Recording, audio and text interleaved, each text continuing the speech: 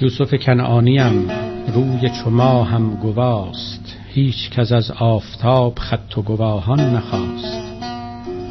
سرو بلندم تو را راست نشانی دهم، راست‌تر از سرو قد نیست نشانی راست.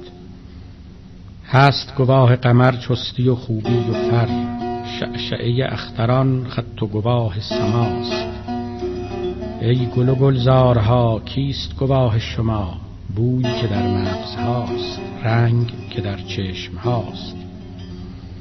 عقل اگر قاضی است کو خط و منشور او، دیدن پایان کار صبر و وقار و وفاست.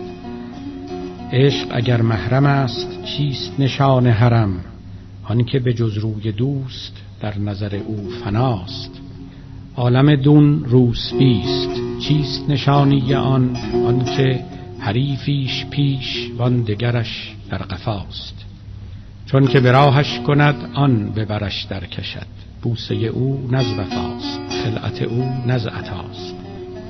چیست نشانی آن که هست جهانی دگر، نو شدن حالها رفتن این کهنه هاست. روز نو و شام نو، باغ نو و دام نو، هر نفس اندیشه نو، نو خوشی و نو غناست. نو ز کجا می رسد کهنه کجا می رود، گر نه ورای نظر عالم بی منتهاست. عالم چون آب جوست بسته نماید، ولیک می رود و می رسد نو نو، این از کجاست؟